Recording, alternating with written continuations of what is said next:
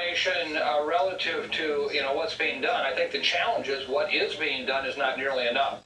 Right now, I have a major fear that although these vaccines will start to become more available over the next several months, many Americans won't take them because of the fear that there's some safety issues with the vaccine. We have done nothing to really reassure Americans what these vaccines are, what they will do, how they will work, and why they're so important. What should we be doing? Until we get that.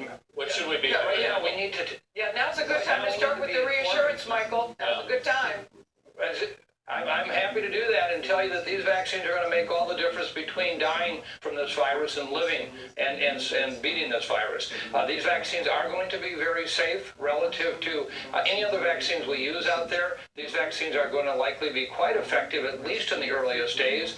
And all the rumors that there's something unusual about the vaccines that make them dangerous are not true. They're rumors, and that's it. And we have to reassure people. I'd be the very first person in line to take this vaccine, but there are others who need it more than I do right now. And I think that's the message we have to get out. In the Black, Indigenous, and communities of color, we have a lot of distrust. As high as 75% of these populations don't believe this vaccine is safe. We have got to give them the information so that they themselves can judge why they want to take this vaccine. If you've had COVID, do you still have to get a vaccine, Michael?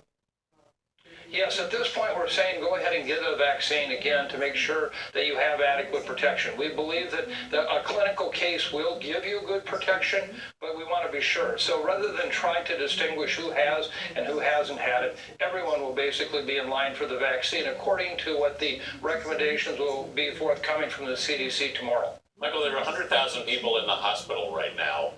As Dr. Fauci said over the weekend, we're in the middle of a surge. He believes there'll be a surge upon that surge. How bad do you think the next few weeks are going to be?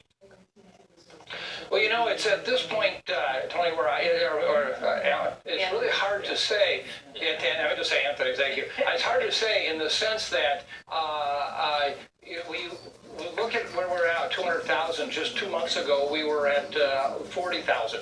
We could go much higher than 200,000. I think what happened during Thanksgiving is, in fact, a lot like a 100-mile-an-hour wind now coming into a very intense forest fire. And we don't have a clue yet. Could this go up another 50, 60,000 cases a day? It sure is possible. What I also worry about then is we're going to see the virus activity then slingshot into the Christmas holiday season.